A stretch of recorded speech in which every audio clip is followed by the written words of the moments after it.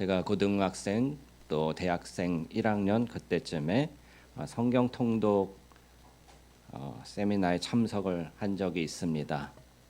3박 4일 동안 성경을 창세기부터 요한계시록까지 다 읽는 거예요. 하루에 2시간 자고 가능하냐?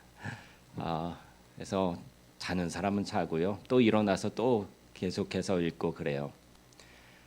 근데 그 가운데서 어떤 한 50대 60대 되는 아저씨 한 분이 계셨었는데 자기는 예수를 믿지 않는데요. 근데 아내에게 이끌려서 나왔습니다. 그런데 이분이 창세기부터 구약까지 읽을 때는 계속해서 투덜투덜 불평하면서 쉬는 시간마다 자기는 안 믿는다, 믿어지지 않는다 이랬었어요. 그런데 복음서까지 읽고 나서 믿음이 생기셔가지고 예수님을 영접했습니다. 놀라운 일이 일어난 거죠. 성경을 읽기만 했는데 믿음이 생긴 거예요. 여러분, 성경 하나님의 말씀은 사람을 살리는 능력이 있는 줄 믿습니다. 그렇게 불신하고 거부하던 영혼도 그 마음에 갈망함이 있어요. 표현은 그렇게 할지 몰라도 겉으로는 겉사람은 예수님의 복음을 거절할지 몰라도 그 내면에서는 진리를 향한 갈망, 생명을 향한 갈망이 있는 것입니다. 그래서 그것이 진리가 응답이 될 때에 납득이 되고 또 믿음이 생겨지는 그 역사를 제가 현장에서 보고 참으로 놀랍다. 하나님의 말씀엔 이런 능력이 있구나라는 경험을 했습니다. 오늘도 갈망을 가진 한 여인에 대한 이야기가 나오죠. 뜨거운 유대 광야 햇살 아래에 우물가에 홀로 서 있는 여인이 있었습니다.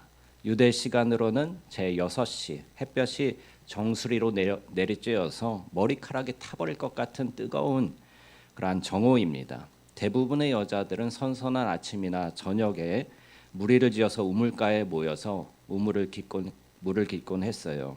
하지만 이 여인은 웬일인지 너무 뜨거워서 아무도 나오지 않는 정오에 홀로 물동이를 메고 우물가를 찾아옵니다. 사람이 두렵고 피하고 싶고 숨고 싶고 또 말할 수 없는 상처와 외로움으로 가득한 여인이었기 때문입니다.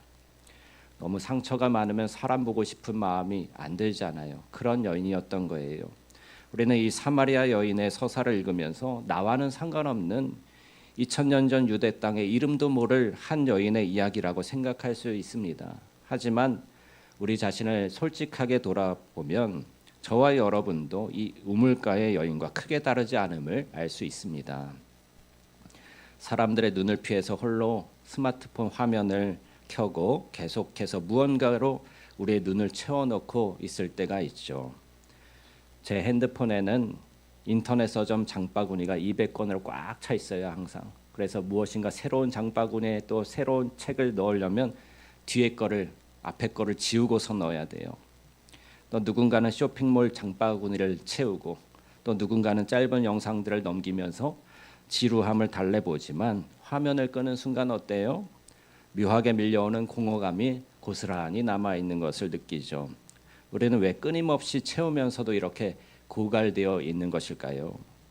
예수님은 여인에게 말을 건네시면서 그녀의 삶의 깊은 곳으로 파고드십니다. 16절 함께 보실까요? 이르시되 가서 내 남편을 불러오라. 뜬금없이 예수님이 이 여인에게 내 남편을 불러오라. 이 한마디의 여인의 마음이 장벽이 허물어지는 거예요. 그녀에게는 이미 5명의 남편이 있었고 지금 살고 있는 남자도 자기 남편이 아니었습니다. 성경 연구자들은 당시 문화 속에서 여자가 5번이나 이혼을 당하거나 사별을 겪었다는 것은 그녀의 삶이 얼마나 처절하게 깨지고 유기되었는지를 보여준다고 말합니다. 그리고 그녀가 처한 상황을 관계의 사막이라고 표현합니다. 이 여인은 왜 5번이나 남편을 바꾸어가며 살았을까요? 성경에 나오지 않기 때문에 우리가 알 수는 없지만 그녀는 사람이 주는 사랑과 인정이라는 우물에서 자기 영혼의 목마름을 해결하려 했던 것은 아닐까요? 이 남자는 나를 만족시켜 주겠지, 채워주겠지, 나를 위로해 주겠지, 이 관계를 끝까지 보호해 주겠지. 버림받음을 반복해서 경험하면서도 다른 기댈 곳이 없기에 이 사람만큼은 하면서 다시 기대를 하고 다시 재혼하기를 반복했던 것 같습니다. 그러나 그 어떤 남자도 이 여자의 영혼을 완벽하게 채울 수는 없었습니다. 마시면 다시 목마른 일이 반복될 뿐이었던 거예요. 구약의 예레미야 선지자는 인간의 이 반복적인 실패의 패턴을 정확하게 고발하고 있습니다. 예레미야 2장 13절은 우리 인간의 죄를 이렇게 말합니다. 내 백성이 두 가지 악을 행하였나니 곧 그들이 생수의 근원되는 나를 버린 것과 스스로 웅덩이를 판 것인데 그것은 그 물을 가두지 못할 터진 웅덩이들이니라. 이스라엘 백성들이 두 가지 악을 행하였다고 하나님께서 말씀하고 계셔요. 첫 번째는 무엇이냐? 생수의 근원되는 하나님을 버린 것이래요. 두 번째는 스스로 웅덩이를 팠어요. 스스로 샘물을 팔려고 했어요. 근데 그것은 물을 가두어 두지 못하는 터진 웅덩이라는 것입니다. 이스라엘 백성이 하나님을 버리고 반복해서 우상 숭배의 죄에 빠졌던 것을 그렇게 고발한 것입니다. 하나님이 주신 직장, 하나님이 주신 재정, 하나님이 주신 아름다운 관계, 하나님이 주신 나만의 특별한 재능, 이 모든 것은 하나님의 선물이에요. 그러나 이 선물을 궁극적인 샘의 근원으로 착각하는 순간 그것은 물을 가두지 못하는 터진 웅덩이가 되고 마는 것입니다. 채워넣고 또 채워넣어도 밑 빠진 독에 물을 부은 것처럼 결국 다 말라버리고 마는 것이죠. 일시적으로 만족을 줄지 몰라요. 친한 친구, 사랑하는 남편, 아내, 가족들, 그러나 그것을 채우고 채울수록 내 영혼의 갈망을 다 채우지 못하고 여전히 목마르기 때문에 상대방을 탓하고 미워하고 그렇게 갈등 상황에 놓이게 되는 경우가 얼마나 많습니까? 채워 넣는 양이 부족해서 목마른 것이 아니에요. 아무리 많은 물을 부어도 터진 웅덩이이기 때문에 소용이 없는 것입니다. 물의 양이 아니라 근원을 잘못 찾은 것입니다. 바로 그 관계 사막에 더 이상 팔 웅덩이가 없어서 주저앉아 있는 이 여인에게 생수의 근원이신 분이 친히 걸어 들어오십니다. 오늘 본문 4절 말씀을 함께 읽도록 하겠습니다. 사마리아를 통과하여야 하겠는지라. 예수님이 사마리아를 통과하여야 하겠는지라. 네, 하여야 하겠는지라가 무슨 뜻일까요? 원어로는 에데이라고 하는데요. 반드시 해야만 했다라는 뜻입니다.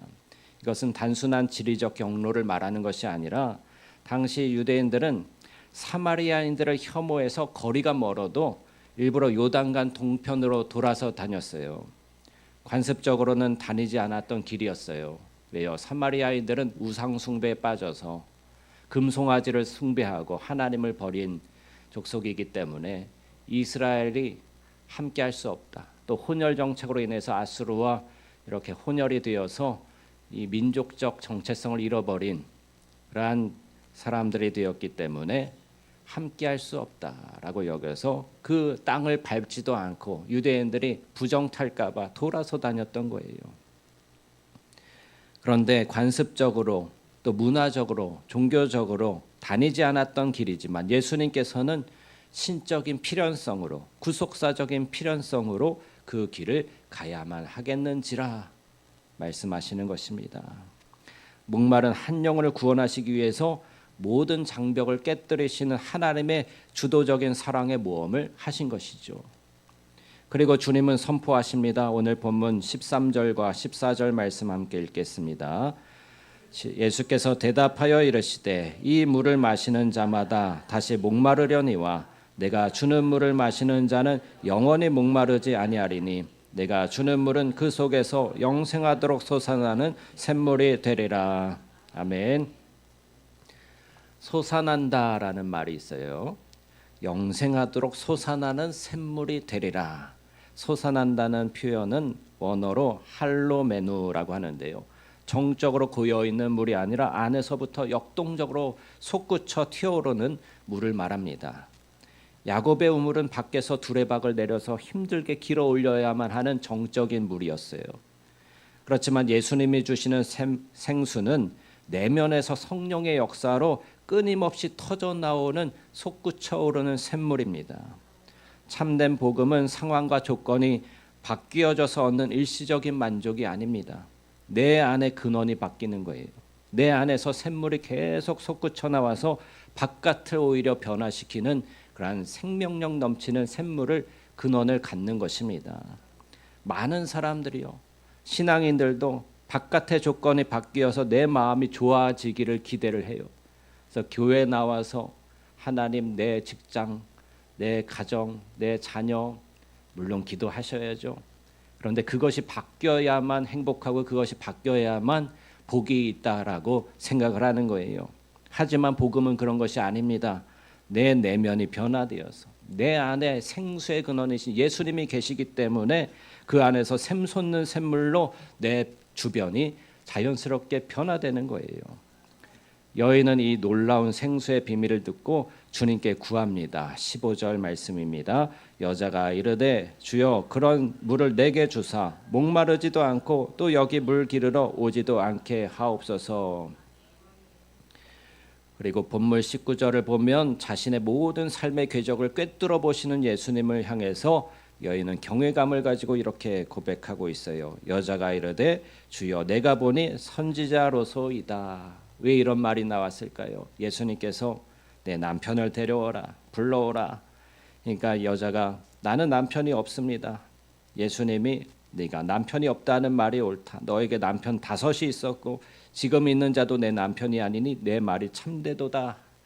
자기의 삶의 모든 궤적을 꿰뚫어 보고 계신 예수님을 보고 깜짝 놀라서 내가 보니까 당신은 선지자이십니다 라고 말한 거예요.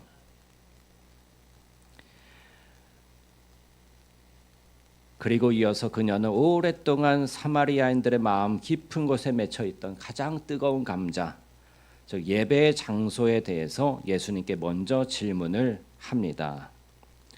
20절 말씀 보십시오. 우리 조상들은 이 산에서 예배하였는데 당신들의 말은 예배할 곳이 예루살렘에 있다 하더이다.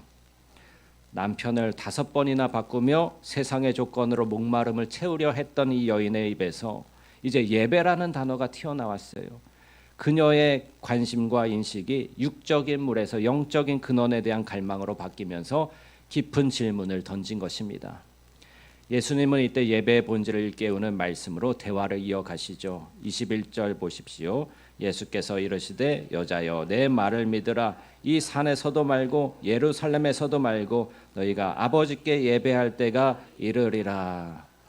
그리고 23절입니다. 아버지께 참되게 예배하는 자들은 영과 진리로 예배할 때가 오나니 곧 이때라. 아버지께서는 자기에게 이렇게 예배하는 자들을 찾으시느니라. 목마름의 해결책을 구하는 이 대화 속에서 예수님께서는 예배를 최종적인 대답으로 주신 거예요. 왜 예배가 최종적인 답으로 주어졌을까요? 우리의 영혼에는 무한하신 하나님으로만 채울 수 있는 갈망의 큰 공간이 있기 때문입니다. 예배는 인간이 하나님께 드린 의무적인 형식이 아닙니다. 예배는 생수의 근원이신 주님의 생명이 우리 영혼으로 흘러 들어와서 채우는 생명의 물길입니다. 예배를 통해서 주님을 만나시기를 축원합니다. 예배를 통해서 주님 생명의 근원이신 주님을 만나야만 여러분의 영혼이 만족을 얻을 수가 있어요. 다른 것으로 채우려고 하지 마세요. 여러분 예배를 통해서 주님을 만나셔야지 예배를 통해서 세상 것으로 내 삶을 채워달라고 요구하신다면 아무리 채워져도 만족이 없는 터진 웅덩이가 될 뿐이라는 것을 믿으시기 바랍니다. 언젠가 한 유학생이 낯선 타국 땅에서 심한 외로움과 우울증을 겪으면서 방황하고 있었습니다. 집으로 돌아오던 길에 우연히 십자가를 봤어요. 교회가 보였어요. 들어가 보고 싶은 마음이 생겼어요. 문이 열려 있고 예배당에 아무도 없었습니다. 누구 눈치 볼 것도 없이 들어가서 조용히 찬양을 부르기 시작했습니다. 악기도 없고 화려한 조명도 없었지만 그는 상한 심령 하나만 가지고 영과 진리로 주님의 이름을 부르며 찬양을 했습니다. 그럴 때 그의 내면 깊은 곳에서 천천히 차오르는 평안과 기쁨이 회복되고 샘물처럼 그것이 흘러가기 시작했습니다. 예배당 문을 들어갈 때와 예배당 문을 나올 때 그의 마음은 완전히 변화되어 있었습니다. 잠시 있었던 것 같았는데 시간을 보니 벌써 2시간이 지났습니다. 환경이 바뀐 것은 아니었지만 그의 마음이 완전히 변화되어서 내면에 계신 주님을 만나 깊은 곳에서 솟아나는 샘물을 발견하게 되었던 거예요.